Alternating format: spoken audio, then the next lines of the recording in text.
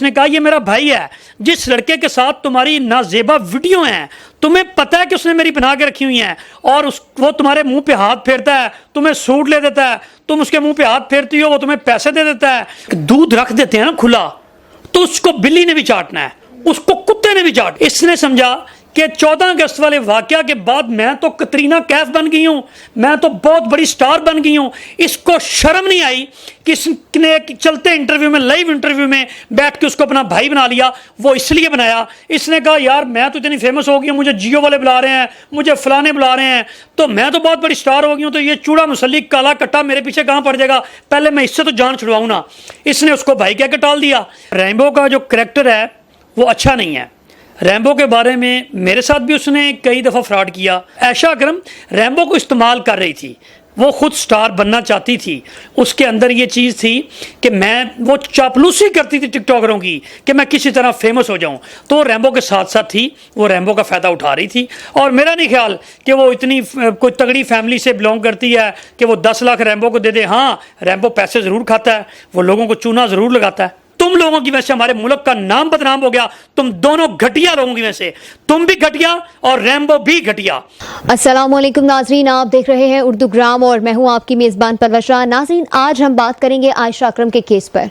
पहले 14 अगस्त वाले दिन मीनार पाकिस्तान पर इस तरह का वाक़या हो जाना, नाजेबा हरकत का होना, फिर तकरीबन 400-450 लोगों के खिलाफ मुकदमात का दर्ज होना, केस का चलना, इन तमाम मराहिल में रैम्बो साहब का जो उनके साथी हैं उनके साथ होना, हर वीडियो में उनके साथ बयान देना, उनके शाना बशाना चलना। और फिर एक बयान आता है कि रैम्बो साहब जो है वो 1.5 साल से तकरीबन उनको हिरासा कर रहे हैं, उनसे 10 लाख रुपए जो है वो हिरासा करके ब्लैकमेलिंग करके ले चुके हैं। इसी पर बात करने के लिए हमारे साथ मौजूद है अल्ताफ हुसैन साहब, ये रैम्बो के जो है वो अच्छे दोस्त भी हैं और ये टिकटॉकर भी हैं। इनसे हम बात करेंगे और इनसे जानते हैं इस तमाम मामले के बारे में। अस्सलाम वालेकुम सर। जी वालेकुम सलाम।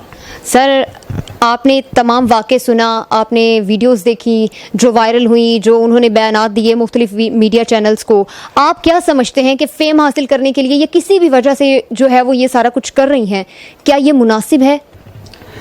जी वालेकुम सलाम, बड़ा अच्छा सवाल आपने मुझसे किया है। पहली बात तो ये रही कि फ़ेम हासिल करने के बड़े और भी तरीके हैं, और टिकटॉक एक ऐसा प्लेटफॉर्म था जिससे कई लोगों ने फ़ेम हासिल किया, बल्कि उसमें ऐसा नाम पैदा किया कि अपने लिए रोज़गार पैदा किया।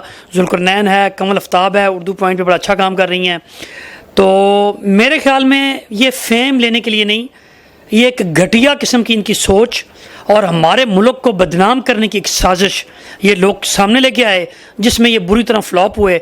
और इंशाल्लाह ताला मुझे उम्मीद है हमारे कानून वाले जो है अदारे हैं वो इस केस को बड़ी अच्छी तरह हैंडल कर रहे हैं, और जिन लोगों ने हमारे मुल्क का नाम बदनाम किया और जो प्लान किया वो इंशाल्लाह ताला बहुत जल्द आपके सामने होगा। सर, उन्होंने ये भी बयान दिया है कि वो उनको 1.5 साल से हरासा कर रहे हैं रैम्बो साहब। आप ज़ाहिर है उनके साथ उठते बैठते रहे हैं तो आपको उनकी आदात का पता होगा। क्या समझते हैं आप कि कितने फ़ीसद उनकी बात में सच्चाई है जो वो इस तरह के इल्ज़ामात लगा रही हैं?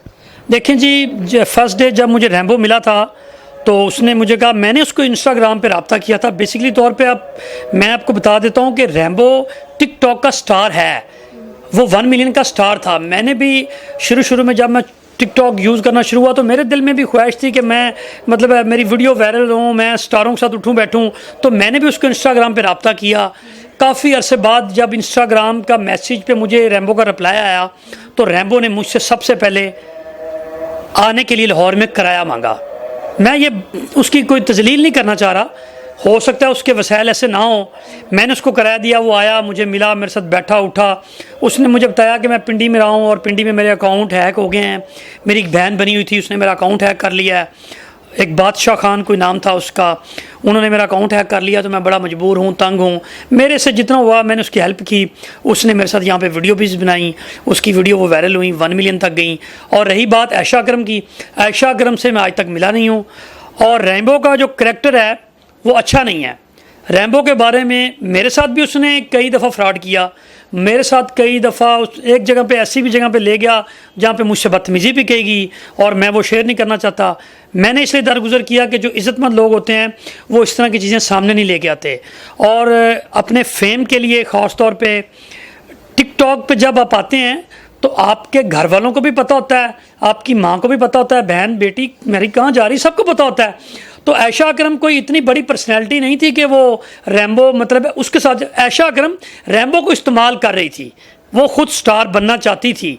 उसके अंदर ये चीज़ थी कि वो चापलूसी करती थी टिकटॉकरों की कि मैं किसी तरह फेमस हो जाऊं, तो रैम्बो के साथ साथ थी, वो रैम्बो का फ़ायदा उठा रही थी। और मेरा नहीं ख्याल कि वो इतनी कोई तगड़ी फैमिली से बिलोंग करती है कि वो 10 लाख रैम्बो को दे दे। हाँ, रैम्बो पैसे ज़रूर खाता है, वो लोगों को चूना ज़रूर लगाता है।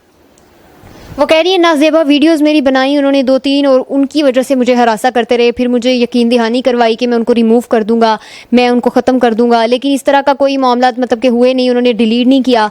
तो क्या समझते हैं आप कि जो इल्ज़ामात वो लगा रही हैं उनमें कितनी सच्चाई है, या फिर अगर ये हम सोचें कि रैम्बो का किरदार अच्छा नहीं है तो उन्होंने वाकई ये सारा कुछ किया होगा? बहुत घटिया बात की उसने। सबसे पहली बात उसकी घटिया ये है, शर्म आनी चाहिए। एक कौम की तुम कह रही हो कि मैं कौम की बेटी हूं। मैंने इसके लिए वीडियो बनाई थी पहले दिन के कौम की बेटी के साथ ज्यादती की गई है, जिन दरिंदों ने उसके कपड़े फाड़े हैं उनको कैफरे करदार तक पहुंचाएं। लेकिन उसने बहुत घटिया बात की। एक चैनल, निजी चैनल पे बैठ के उसने पहला इंटरव्यू दिया, उसने कहा ये मेरा भाई है, जिस लड़के के साथ तुम्हारी नाजेबा वीडियो है तुम्हें पता है कि उसने मेरी बना के रखी हुई हैं, और वो तुम्हारे मुंह पे हाथ फेरता है, तुम्हें सूट ले देता है, तुम उसके मुंह पे हाथ फेरती हो, वो तुम्हें पैसे दे देता है, तो तुम उसको जाके, इसने एक्चुअली इसलिए उसको भाई कहा, मैं बता देता हूं आपको। इसने समझा कि 14 अगस्त वाले वाकया के बाद मैं तो कतरीना कैफ बन गई हूं, मैं तो बहुत बड़ी स्टार बन गई हूं।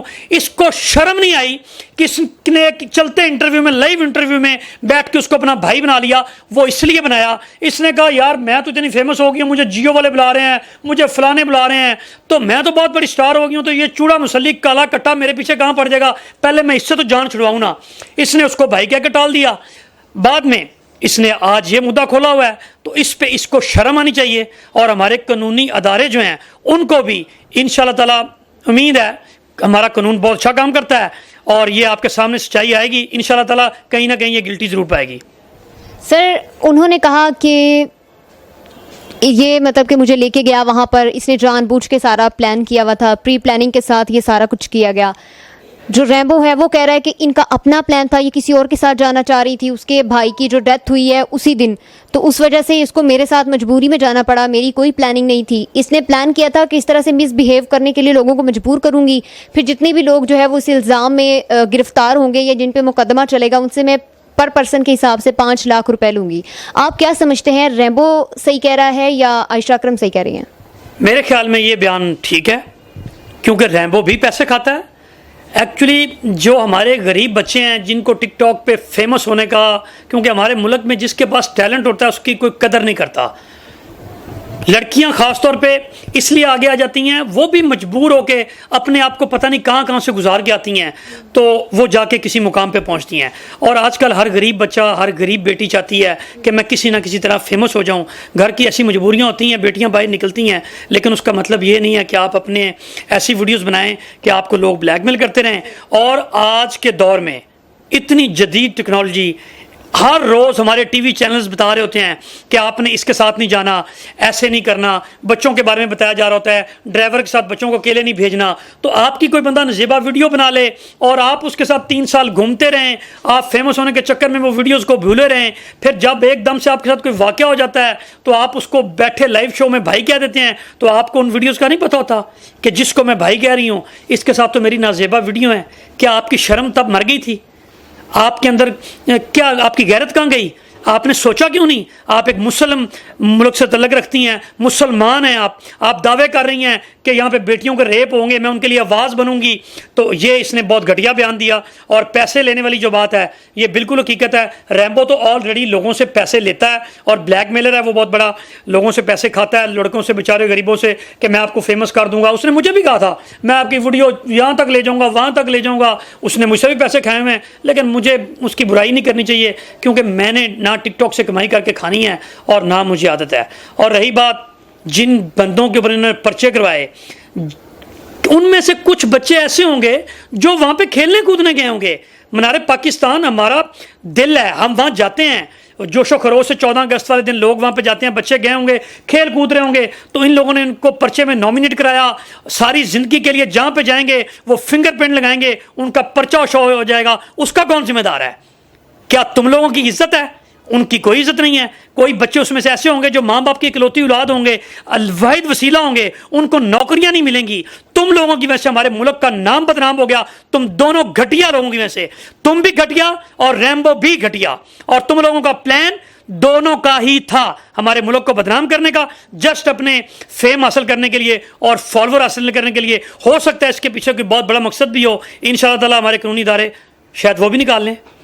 एनी शाहिदीन का कहना है कि वहाँ पे नाजेबा हरकत जो है वो आयशा की तरफ से की गई, वहाँ पे उनको मुख्तलिफ किस्म के बुरे इशारे किए गए, इस वजह से जो है वो लड़के कन्वेंस हुए और उनकी तरफ अट्रैक्ट हुए और उन्होंने बदतमीज़ी स्टार्ट की। देखें जी, आयशा अकरम ने 14 अगस्त वाले दिन जाके मीनार पाकिस्तान पे कोई फर्स्ट टाइम जाके कोई ऐसी नाजेबा हरकत, फ्लैंक की तो छोटी सी बात है, अब बंदा कर देता है, लेकिन तुम कौन सी कतरीना कैफ की तुम जाके फ्लैंक किससे कर रही हो? आपको गार्ड ने निकाला, तुम दोबारा वहाँ पे आ गई, ठीक है। और क्या मतलब मैंने वहाँ जाके मतलब है कि ऐसा कोई माहौल क्रिएट किया? आप तो ऑलरेडी एक शर्मी वाला, एक बगैरती वाला कंटेंट दोनों बंदे ही क्रिएट कर रहे हो टिकटॉक पे, और तुम लोगों की वजह से ही, तुम लोगों जैसे चूड़े मुसलियों की वजह से ही टिकटॉक बैन है। इसकी वजह यह है कि कभी तुम उसके मुंह पे हाथ फेरती हो। क्या आप बताएं, आप बेटी हैं, आप बहन हैं किसी की, क्या आपके मुंह पे कोई गैर मर्द हाथ फेर सकता है आपकी इजाजत के बगैर? कोई आपकी वीडियोस बना सकता है? नहीं। हर इंसान अपनी मर्जी से सब कुछ करता है। अब इन्होंने क्या सोचा कि जो लोग वहां पकड़े गए हैं, ज़ाहिर बात है, जहां तक मेरा ख्याल है कि कुछ माएँ ऐसी होंगी, कुछ बाप ऐसे होंगे जो गए होंगे इनके पास कि हमारे बच्चों को माफ़ कर दिया जाए, तो मेरे ख्याल में इन लोगों ने उनसे पैसे मांगे होंगे, क्योंकि ये दोनों घटिया हैं और इन दोनों को सज़ा मिलनी चाहिए। मेरी आईजी पंजाब से रिक्वेस्ट है, और इमरान खान साहब से भी रिक्वेस्ट है, और वज़ीर आला पंजाब से भी रिक्वेस्ट है कि इस केस को शामिल शीश सारी टीम को करो। हम फर्स्ट डे से कह रहे हैं, हमारी वीडियोस चेक कर लें, हम फर्स्ट डे से कह रहे हैं कि इस पूरी टीम को शामिल तफ्तीश करो। आयशा आज पाक साफ होकर कह रही है मेरी वीडियोस हैं इसके पास, तो क्यों है भाई तुम्हारी वीडियोस? क्यों बनाई तुमने वीडियोस? रैम्बो ने तुम्हें अपने गांव बुलाया था, तुमने इसलिए बनाई क्योंकि तुम स्टार बनना चाहती थी। रैम्बो टिकटॉक का स्टार था, और टिकटॉक स्टारों के पीछे आवाम भागती है, ठीक है। ड्रामों के एक्टर जो होते हैं उनके पीछे लोग भागते हैं फेम लेने के लिए। तुम भी भागी और वीडियोस भी बनाई होंगी, तो तुमने अपनी मर्जी से बनाई होंगी। और वो जहां तक मेरा ख्याल है पैसों की बात कर रहा है, आज मुझे इसके चेहरे पे कुछ सही नजर आई, लेकिन वह घटिया इंसान है। मेरे ख्याल में उसको हमारे कानून के साथ फुल तामन करना चाहिए, और जो सच्चाई है कुरान पाक पे हाथ रख के उसको कानून के सामने वो सच्चाई बतानी चाहिए। आप समझते हैं कि रैम्बो जो है वो सच बोल रहा है? मैं ये नहीं कह रहा रैम्बो सच बोल रहा है, मैं ये कह रहा हूं कि रैम्बो को सच बोलना चाहिए कि हमारे पाकिस्तान का नाम बदनाम करने में किस किस का हाथ है। अकेला रैम्बो तो नहीं था, इसके साथ कैमरामैन थे, इस लड़की के साथ और लड़के थे। आयशा भी 110% इसमें मुलव्वस है। हाँ, वहां पे अगर ये फ्लैंक इससे कर रही थी तो इसका मतलब ये नहीं है, वहां पे कुछ दरिंदे भी थे, कुछ घटिया परवरिश के बच्चे भी वहाँ पे हैं जिनकी परवरिश घटिया की गई। जिन्होंने एक लड़की की अगर फ्लैंक किस्सा कर रही है या वो वीडियो बना रही है, तो क्या आप उसके कपड़े फाड़ देंगे? उनको तो सजा हमारा जो कानून है वो दे रहा है, वो तो उन्होंने गलत किया, लेकिन ये दोनों इसमें बराबर के शरीक हैं। आज अगर ये वो कह रही हैं कि वो अकेली वहां पर गई थी रैम्बो के साथ, 8-9 बंदे जो हैं वो रैम्बो ने वहां पे अरेंज कर रखे थे, जो हमारे बाद वहां पे आए मेरे इल्म में नहीं थे। देखें जी, इन्होंने एक पहले वीडियो लगाई थी, जहाँ तक मेरे इल्म में है, मैंने वो वीडियो नहीं देखी, मेरे ख्याल में 12-13 अगस्त को लगाई कि हम वहाँ पे जा रहे हैं। आयशा ने अपने इंस्टाग्राम पे लगाई, ठीक है, कि हम लोग वहाँ पे जा रहे हैं। जब आप एक दूध रख देते हैं ना खुला, तो उसको बिल्ली ने भी चाटना है, उसको कुत्ते ने भी चाटना है, ठीक है। और देखो, मुझे शर्म आ रही है इसके बारे में बात करते हुए। तुम किसी की बहन थी, तुम किसी की बेटी थी, और मैं तमाम अपनी बहनों और बेटियों से गुजारिश करता हूं कि टिकटॉक पे फेम हासिल करने के लिए ऐरे गहरे जिनकी कोई 2 टके की औकात नहीं होती, आप अपने माँ बाप की इज्जत को दांव पे लगा के चंद वीडियोस की खातिर उनके साथ उठ के चली जाती हैं। नहीं जाना चाहिए आपको, और आप जहाँ जाएं आपके वालिदैन को पता होना चाहिए, और आपको पता होना चाहिए कि आप कहाँ जा रही हैं, क्या वहाँ पे आपकी इज्जत सेफ है, आपकी जान वहां पे सेफ है, और जिस शख्स के साथ जा रही हैं उसका कैरेक्टर कैसा है। रैम्बो ऑलरेडी कैरेक्टरलेस बंदा है, वो घटिया इंसान है, वो लोगों से पैसे लेता है, ये बात सच है। सर, आप ये नहीं समझते कि इस तमाम हरकत को रोकने के लिए जो हुकूमत का इकदाम था, टिकटॉक को बैन किया गया था, वो ठीक नहीं था? 110% ठीक था। टिकटॉक को हमेशा के लिए बैन कर देना चाहिए, बल्कि किया हुआ है, अच्छी बात है, नहीं खोलनी चाहिए। लेकिन एक चीज़ इसमें और भी है कि टिकटॉक एक ऐसा प्लेटफॉर्म था, कई गरीब बच्चे, कई ऐसे बच्चे जिनके पास नौकरियां नहीं थी, जॉब्स नहीं थी, आज उनको एड्स मिल रहे हैं। आज जुल्करनैन जैसा बहुत टैलेंटेड लड़का ड्रामे कर रहा है, कमल आफ्ताब कर रही है। तो देखें, जब आपको फ्री की चीज़ मिलती है ना, तो उसको आप इज़्ज़त से मेरे ख्याल में इस्तेमाल करनी चाहिए। टिकटॉक अच्छा प्लेटफॉर्म है, बंद करने की बजाय मेरे ख्याल में उन घटिया लोगों के खिलाफ कानूनी कार्रवाई करनी चाहिए जो गलत किस्म का मवाद अपलोड करते हो। चलें सर, बहुत शुक्रिया आपका। हमारे साथ मौजूद थे टिकटॉकर इल्ताफ़ हुसैन साहब। उन्होंने अपने ख्यालात का इजहार किया, उन्होंने ब्रीफली तमाम मामले के बारे में बताया। आपने तमाम गुफ्तगू सुनी, यकीनन आपको काफ़ी इन्फॉर्मेशन मिली होगी। हमारी एक दरख्वास्त है तमाम बेटियों से, तमाम लड़कियों से कि इस तरह के किसी भी मामले में इन्वॉल्व होने से जो है वो गुरेज करें। अपने नाम को, अपनी इज्जत को, अपने ख़ानदान को बदनाम करने की कोशिश बिल्कुल ना करें। आप में अगर कोई टैलेंट है तो आप उसको किसी अच्छे प्लेटफॉर्म पे जाके लोगों के सामने मनवा सकती हैं। किसी भी किस्म का गलत जो है वो अपना यूज़ ना करवाएं। दुनिया में बहुत से दरिंदे मौजूद हैं। हमारी आपसे सिर्फ इतनी गुजारिश है कि अपनी इज्जत का और अपने ख़ानदान का ख्याल करें। हमारी वीडियो देख के फीडबैक ज़रूर दीजिएगा, कमेंट सेशन में अपना जवाब भी दिएगा। अल्लाह हाफिज़।